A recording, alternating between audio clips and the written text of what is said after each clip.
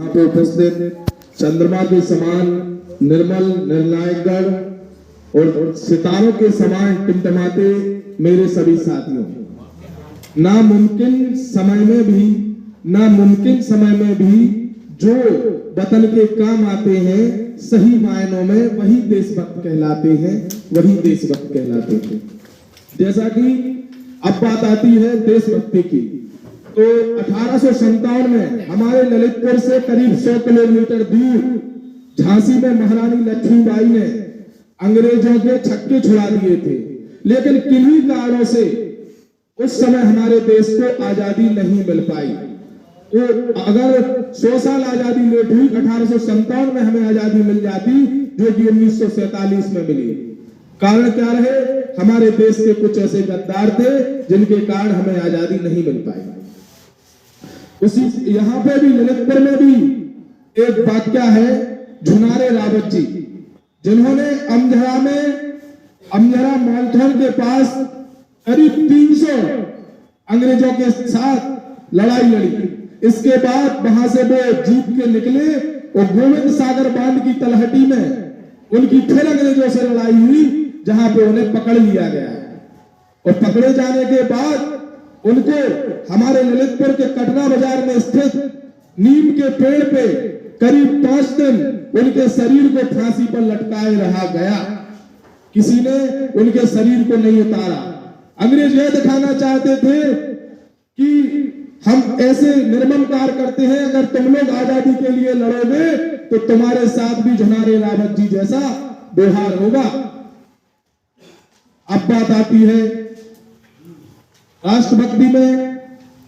चंद्रशेखर आजाद, भगत सिंह, सुभाष चंद्र बोस, लाला लाजपत राय, झांसी की रानी लक्ष्मीबाई, इनके अंदर एक ही भावना थी कि विश्व पटल के मानचित्र पर भारत का सम्मान रहे, विश्व पटल के मानचित्र पर भारत का सम्मान रहे, जाति धर्म से ऊपर उठकर अपनी एक पहचान रहे, हिंदू मुस्लिम सिख ईसाई मजहब चाहे हो कोई, सबा अरब के दिल में केवल जिंदा हिंदुस्तान रहे, जिंदा हिंदुस्तान रहे।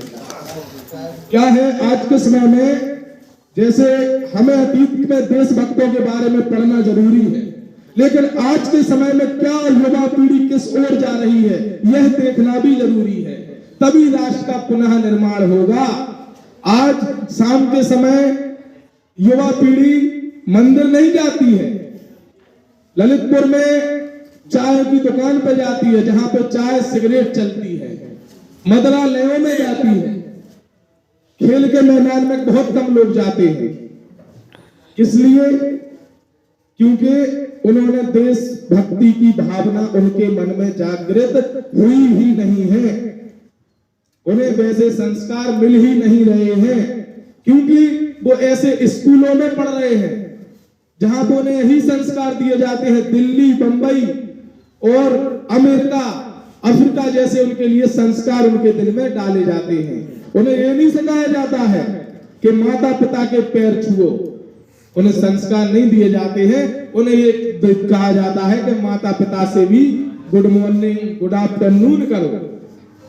जब तक राष्ट्र निर्माण नहीं होगा, जब तक युवाओं के अंदर देशभक्ति की भावना ओतप्रोत नहीं होगी। सुबह से युवा, आज के युवा, पहले क्या होता था, उस समय राष्ट्र निर्माण की भावना जागृत थी, लेकिन कुछ कमियां रह गई, जिससे कि उस समय पूर्ण राष्ट्र निर्माण नहीं हो पाया, जो कि अभी हमारी सरकारें प्रयासरत हैं पुनः राष्ट्र निर्माण के लिए। शिक्षा नीति में भी सुधार हो रहे हैं, पढ़ाई में भी सुधार हो रहे हैं। वजह क्या है?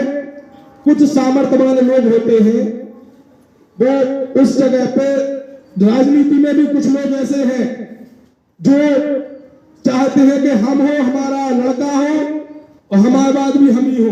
परिवारवाद जिसे कहते हैं, वो राष्ट्रवाद से नहीं करते हैं राजनीति, वो करते हैं परिवारवाद से। और आज के समय में अगर राष्ट्र पुनः निर्माण चाहिए तो हमें राष्ट्रवाद की राजनीति पर ध्यान देना होगा। हमें जब मत देने जाना है तो हमें ये नहीं देखना है कि ये हमारे जाति के हैं, हमारे धर्म के हैं। हमें ये देखना है ये जिस चाहे धर्म से बिलोंग करते हैं, यदि राष्ट्रवाद की बात करते हैं और देश की बात करते हैं तो हमें उन्हें मत देना है। अब एक और बात आती है, जैसे कुछ लोग आज के समय में सरकारों द्वारा शिक्षा पे विशेष ध्यान दिया जा रहा है, जल संरक्षण पर विशेष ध्यान दिया जा रहा है। हमारे ललितपुर में भी ग्रामीण क्षेत्र में योजनाएं चलने वाली है, हर घर योजना, हर जल योजना। इसमें गांव के हर गली गली, मोहल्ले मोहल्ले में मिनरल वाटर जैसा पानी मिलेगा, जिससे कि हमारी आने वाली जो पीढ़ी है वो बीमार और कुपोषित नहीं होगी, क्योंकि जब स्वच्छ जल मिलेगा तो कुपोषित नहीं होना है। इसके साथ ही अब मैं एक छोटी सी पंक्ति के साथ अपनी वाणी को विराम दूंगा। स्वयं अब जाग कर हमको जगाना देश है अपना, स्वयं अब जाग कर हमको जगाना देश है अपना। हमारे देश की मिट्टी हमें प्राणों से प्यारी है, यहाँ के अन्न जलवायु परम श्रद्धा हमारी है, यहाँ के अन्न जलवायु परम श्रद्धा हमारी है। जय हिंद, जय भारत। एक साथ मेरे साथ बोलेंगे, भारत माता की जय, भारत माता की जय।